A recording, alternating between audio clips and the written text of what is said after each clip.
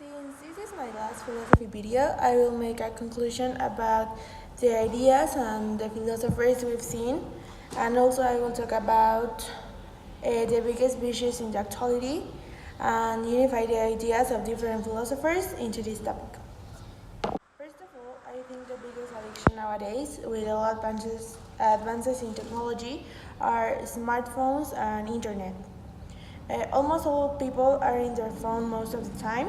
In my case, when I go with friends to the cinema or something, we're always supposed to talk and have fun.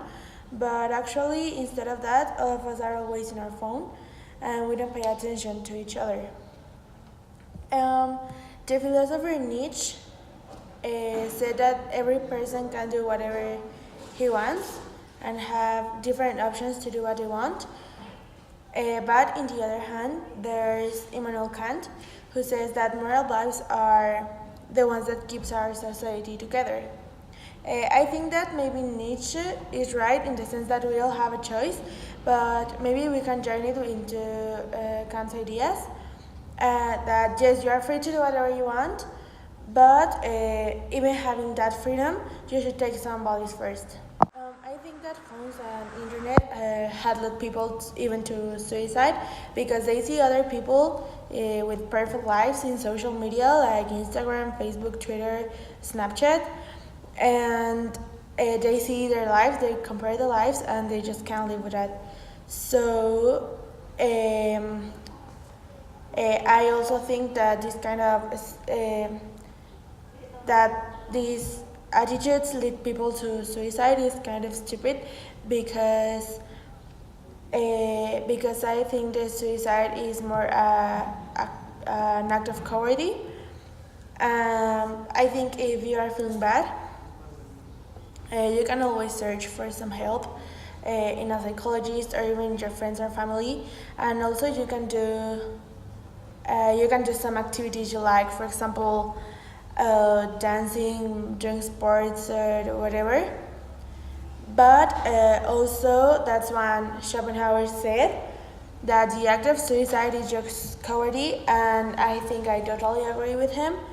But on the other hand, Heraclitus said that when life becomes very hard to someone, suicide becomes like the shelter for them. Like they can like their lives, but maybe they can rest from everything they are suffering. I think that for some people life can be so hard, and maybe for them the suicide is just escape. But I also think that if you want to live well and be free of your stress, as I said before, you can find someone or something to do instead of committing suicide, because suicide can be kind of very extreme, but some people find it better to just stop suffering. But I also think that you always have another choice. So in conclusion, I think that the cell phones and internet and smartphones and all that are a very useful tool nowadays for connecting people or investigating things and all of that. But at the same time, if we don't know how to use it, it can lead us to death. It's a very dangerous weapon that all people and